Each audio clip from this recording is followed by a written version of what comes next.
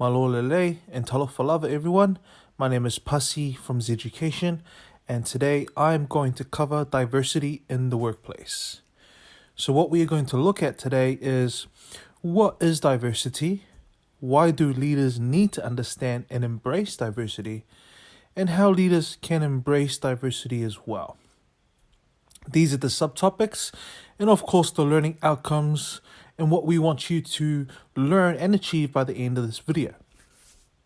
Before we start, let's actually define what diversity means. Now, this is one of my favorite definitions of diversity. It comes from Understanding Management, the 9th edition, by Richard L. Daft and Dorothy Markek. So they define diversity as all the ways in which people differ. Now, in other words, it is everything that makes you and me different from each other. Now, diversity wasn't always defined this broadly. Decades ago, many companies defined diversity in terms of race, gender, age, lifestyle, and disability. Now, that did help in a sense that it created awareness, changed mindsets, and create new opportunities. However, today, companies are embracing a more inclusive definition of diversity because it recognizes a spectrum of differences that influence how employees approach their work, how they interact with other people, how they derive satisfaction from their work, and it helps define who they are as people in the workplace. Now, if we look at the model here, or the diagram, we can see the difference between traditional and the inclusive definition of diversity. So the traditional model are things that are immediately observable. You can see it includes race, gender, age, and physical ability. However, the inclusive model of diversity includes all of the ways in which employees differ, including aspects of diversity that can be acquired or changed throughout one's lifetime.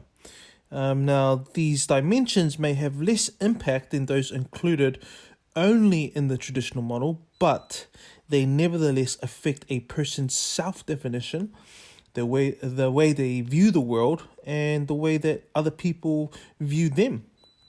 Okay, so let's take this group of people here, for example. Just by looking at these people, you can visually compare and see what makes them different from each other. You can see different genders, different age, ethnicity, just the way they're standing, their body postures are different, their clothing are different, there's different colors, different styles, some wearing suits, some not, even the shoes are different, their hair is different, their style, the color, the length. Now, these are more obvious diversities because, we can see them. However, there is several layers of diversity that is invisible to the human eye, but are very important. Like these things here, for example, work experience. Some people will have different levels or years of work experience from each other. In comparison, some people may have worked in different companies, different industries, different roles within an organization, encountered different work challenges, achieve different successes, and even learn different things along the way. Then you've got religions. Some people will have different beliefs, different system of values and principles. Some are Christian, some are not Christian. Then you've got family. Some people are married, some are not. Some are parents, some do not have kids. Some may have kids, but a different amount of kids compared to other families. Then you've got personalities. Now, that is a big topic on its own, but, it's how people view the world differently, how people socially behave differently, how agreeable or non-agreeable a person is. Then you've got, education, studied at different schools. People study different courses, have different qualifications, learn different things, different learning styles, learn from different teachers. Then you've even got health. Different health issues, different allergies, a different level of fitness or health. These are just some of the diversities that exist that is sometimes difficult to understand and see with the human eye. But, they are all important. Now, there are many other things that make us different, including these things here. But you've got to ask yourself, why would it be important for employees to know and understand that there are many different types of diversities that can exist within their group or organization? Like, why would that be important? And, my answer would be, well, it's because all these different things have an impact or influence over how people behave and perform within the workplace. Now, let's put things into perspective here and give you an idea of some of the diversity here in New Zealand, in our own country. Imagine New Zealand was a village made up of 100 people. Imagine that. New Zealand was a village made up of 100 people. Now, 51 are women and 49 are men. 73 were born in New Zealand, 27 were born overseas. 17 are Maori, 15 are Asian, 7 are Pacifica, 70 are European, and 2 are another ethnicity. 52 of those 100 people are religious and 48 are not. 23 are children and 15 are senior citizens. 24 of us have some sort of disability. 77 of us have a qualification and 23 do not. Now, those are some really interesting insights into some of the diversity here in New Zealand. Now, you can find more of this online on stats.govt.nz. Just look up the 2018 census and the 2013 disability survey as well. Now, we just looked at diversity in New Zealand as a whole, as a country. Now, let's look at diversity within your own circle of family or even your work team. So, as an activity to help you become more self-aware of the diversities that exist around you, make a list of 8 to 10 types of diversity that you see within your work team or your family. Now, we used to experience culture shock. Like, oh, did they really do or say that? When we traveled between countries. Now, we experience culture shock just sitting at our desks as we engage with people in the workplace or who come from all around the world. Now, the trouble is, if we don't understand the context behind what has been said, it is all too easy to be offended. If we don't understand how to manage people from diverse backgrounds, productivity suffers and relationships deteriorate. Now, life being what it is, not all people communicate in the same way. So, however, just like you and myself, everyone wants to be treated with understanding and respect.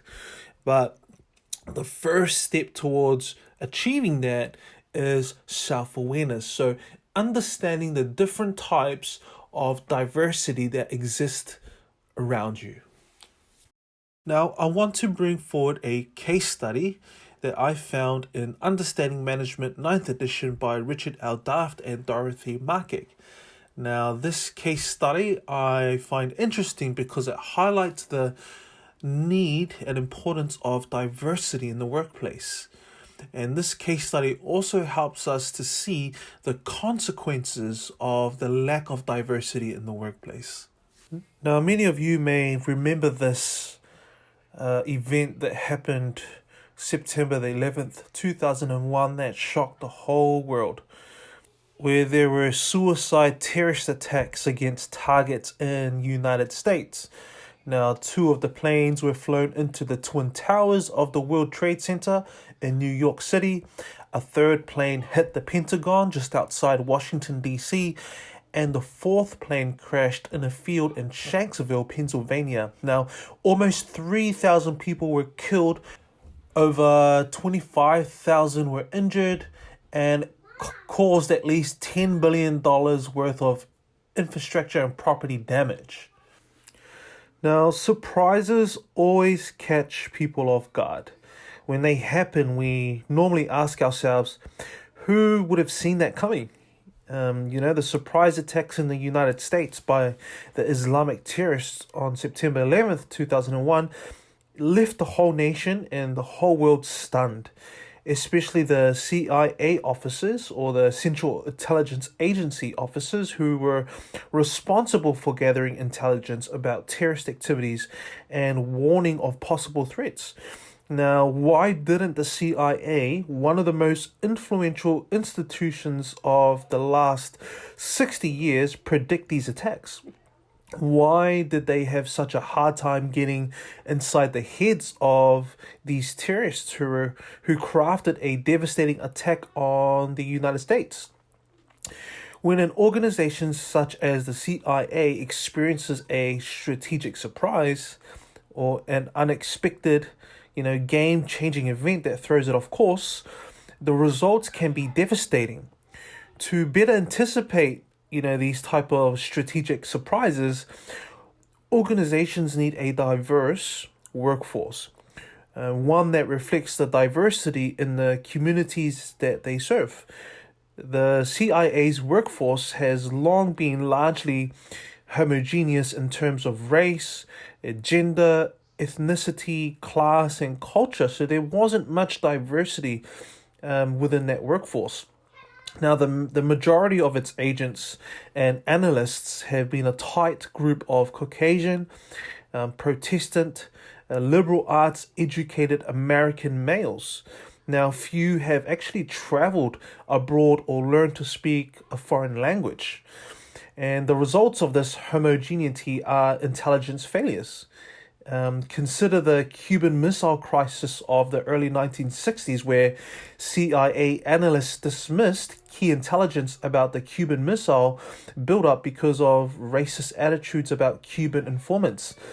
Now, even up through September 11th, 2001, Robert Gates, who was the former CIA director and Secretary of Defense, claimed that the CIA was less and less willing to employ people that are a little different, people who are eccentric, people who don't look good in a suit and tie, people who don't play well in the sandbox with others.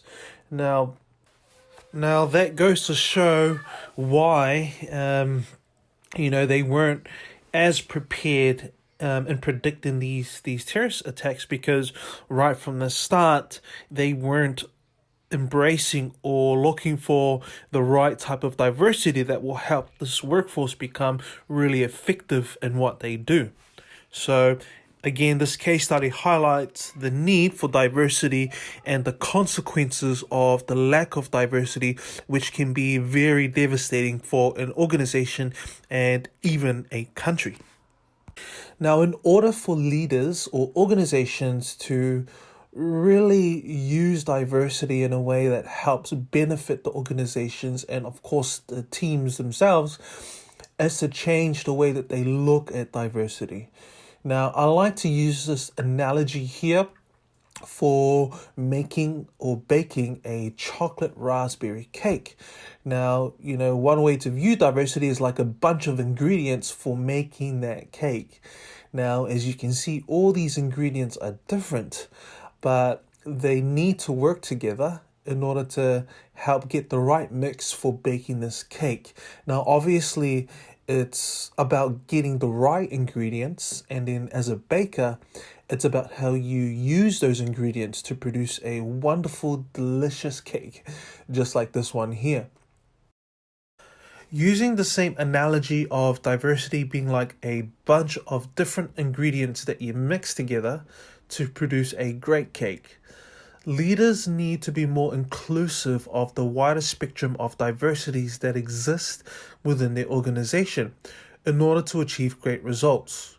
Or in other words, if you want people to be satisfied and perform at their best, then you need to put in the effort and practices that help different groups or different individuals who have different backgrounds, and making them feel culturally and socially accepted, welcomed, and equally treated. Now, being inclusive of diversity is not just a nice thing to do so that people feel welcomed regardless of their differences. There are actually legal reasons, social reasons, and business reasons as to why diversity and inclusion is important to have in the workplace.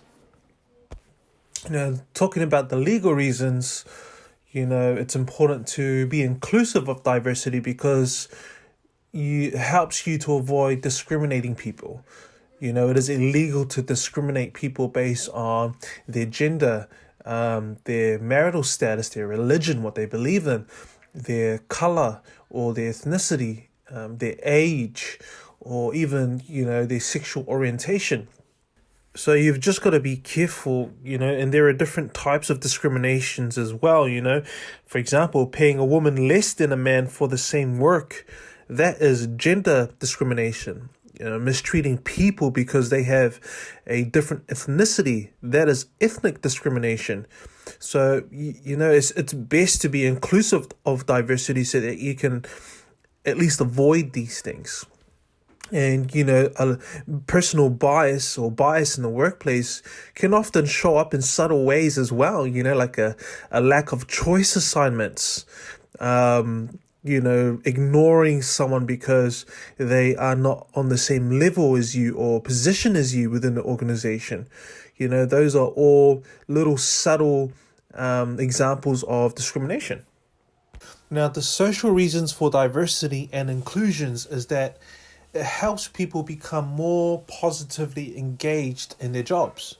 Now, regardless of their differences, like different views, opinions, perspectives, people want to be treated fairly, with kindness. They want to be respected. They want to be valued and encouraged to be themselves, even if they are different.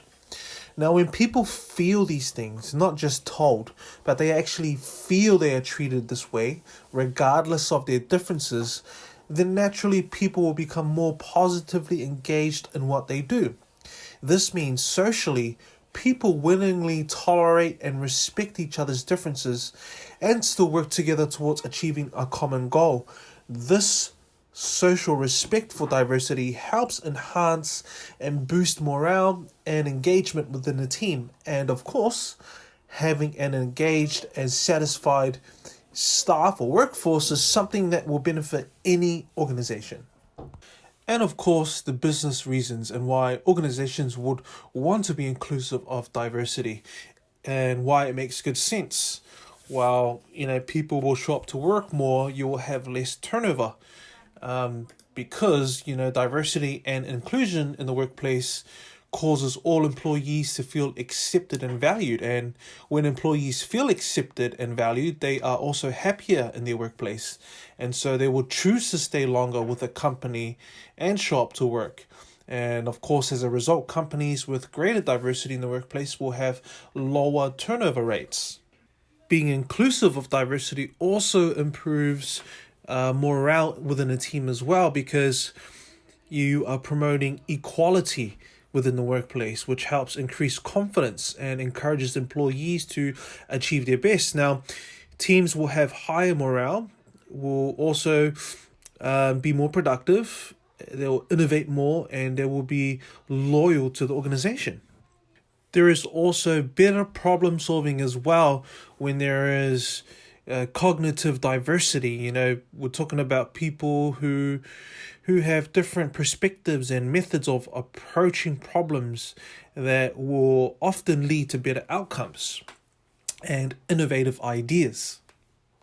And of course, diversity is good for your customers, for your business, because if you have a diverse team, especially a customer service team, then the more likely they will be able to show empathy towards a diverse range of customers and to respond to customer requests effectively, especially those who might speak a different language, for example. In turn, this improves customer experience, customer satisfaction, customer loyalty, and even open new doors for new customers as well. Simply put, a diverse service team or customer service team is better equipped to connect your customers to your organization or brand. So that is good for a business. So overall, it just makes good sense. Diversity and being inclusive of it is really good for any business and can help grow the bottom line. Now that we've understood the legal reasons, social reasons, and business reasons of diversity and inclusion and why it is important in the workplace, I guess the next question we should really ask is, how can we be inclusive of diversity? Or in other words, how can I be an inclusive leader? And how do I work towards positive engagement? So to be a leader who is inclusive of diversity, you've got to help everyone feel comfortable and contribute their ideas. So you've got to take responsibility for creating an environment where people feel okay with being different and that those differences can actually add value and help contribute to refine and produce a quality outcome or output, especially when everybody works together with their differences towards achieving a common goal.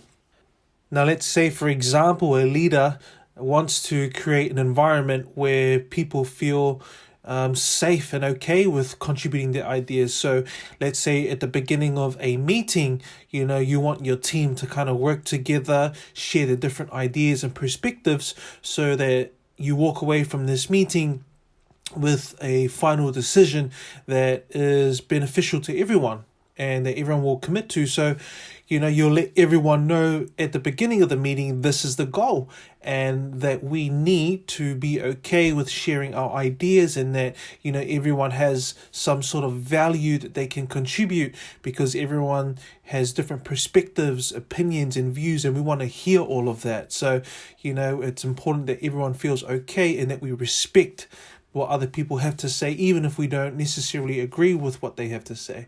So that's an example of how a leader can help create an environment by setting clear expectations for everyone. Another thing that you could do as a leader is actually understanding what each individual in your team is good at, what their strengths are, and then giving them that opportunity to use it and to shine.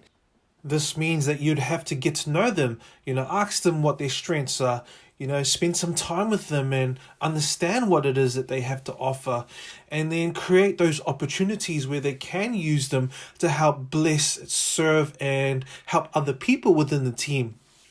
And of course, making it a big deal when they do use those strengths, reinforce that behavior of them using their talents or their strengths, by giving them some good feedback, or even in public, just acknowledging them in front of everybody.